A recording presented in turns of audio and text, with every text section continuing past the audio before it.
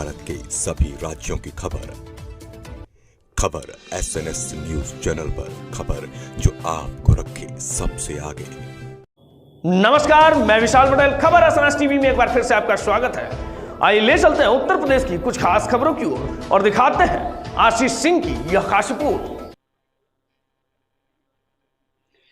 नमस्कार, खबर SNS news channel में एक बार फिर से आपका स्वागत है। देखिए, एक बार फिर से हम मौजूद है जनपद वाराणसी में। जैसा कि जातिगत जनगणना के लिए सरकार ने उचित कदम लिया हुआ है, ठोस कदम जिसको कह सकते हैं, जिसकी मांग बहुत पहले से चली आ रही थी। आज हमारे साथ में उस मुद्दे पे हम बात करेंगे। आज हमारे साथ में सरदार सेना के राष्ट्रीय अध्यक्ष डॉक्टर RS पटेल जी हैं हमारे साथ में। सीधे हम डॉक्टर साहब आपसे जानना चाहेंगे कि सरकार ने जो एक फैसला लिया जातिगत जनगणना को लेकर, इस पे आपकी क्या राय है? सबसे पहले आपका बहुत बहुत धन्यवाद और SNS टीवी के दर्शकों को बहुत बहुत धन्यवाद कि आप वास्तविक मीडिया के रूप में आप काम कर रहे हैं। सरकार ने फैसला लिया नहीं, सरकार ने फैसला मजबूरी में लिया, क्योंकि बिहार में चुनाव है समेत कई राज्यों में चुनाव है।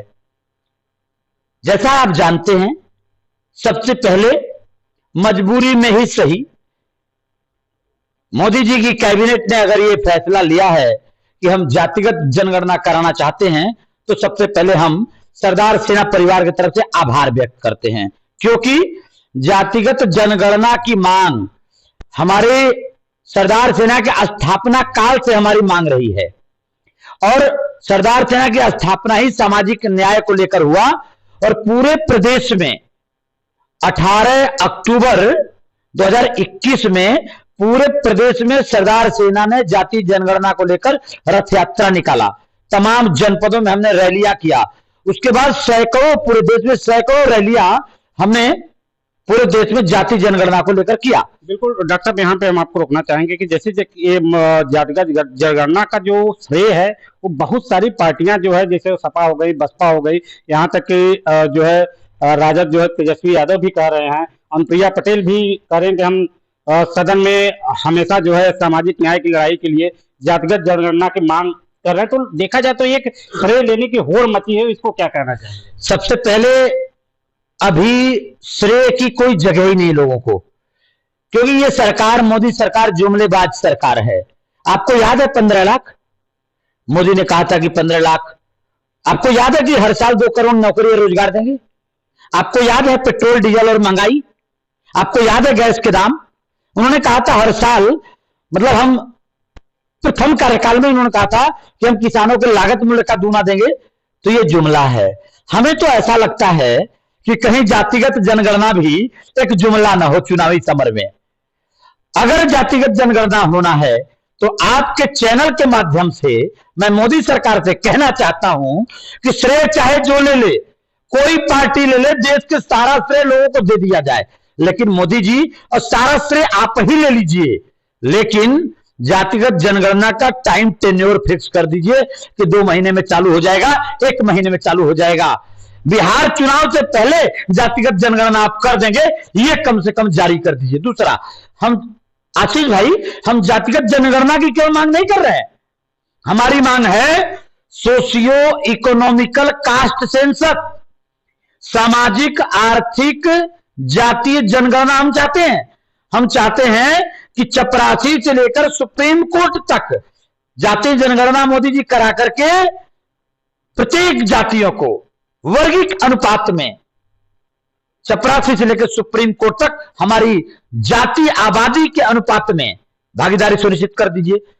ध्यान रखिए, जातीय जनगणना की घोषणा का अभिप्राय तब साबित होगा जब सामाजिक न्याय की अवधारणा जातिगत आंकड़े के, आनुपातिक आंकड़े के आधार पर संपूर्ण भागीदारी सुनिश्चित हो जाए, तब तो जातिगत जनगणना का औचित्य समझ में आएगा, नहीं तो यह भी एक जुमला ही होगा।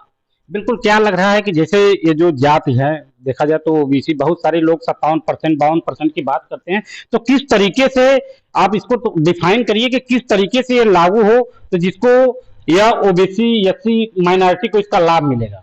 सबसे पहले हम संविधानवादी हैं और हम संविधान से इतर कोई बात नहीं करते।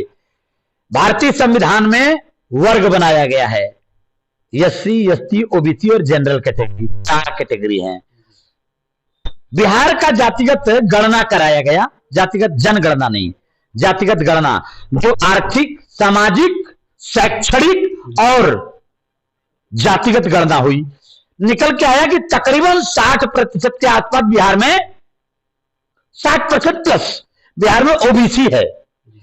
अब मेरे कहने का आशय है कि जब हम संविधान में वर्ग के आधार पर हैं तो जातियों की गणना करिए, यह भी बताइए कि अब तक नौकरियों में कौन सा वर्ग ज्यादा है और कौन सी जाति ज्यादा है, किसके पास भूमि ज्यादा है, किसके पास नौकरी ज्यादा है, कौन अर्थव्यवस्था में मजबूत है और कौन सड़क छाप है।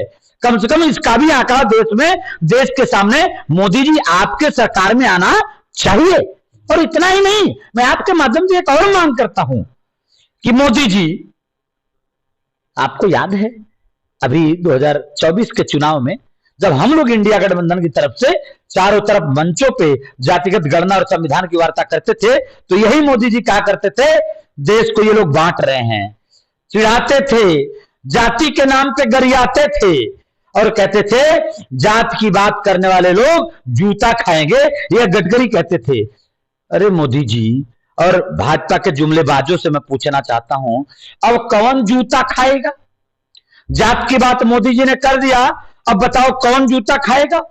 अनुराग ठाकुर ने कहा था कि पहले तय कर ले राहुल गांधी कि वो किस जाति के हैं, उनको पहले अपनी जाति तय हो जाए, उनको खुद पता नहीं है, देश को नहीं पता कौन सी जाति के हैं। तो मैं कहना चाहता हूं आपके माध्यम से, अब तो अनुराग ठाकुर को भी अपनी जाति बतानी होगी कि आप किस जाति के हो।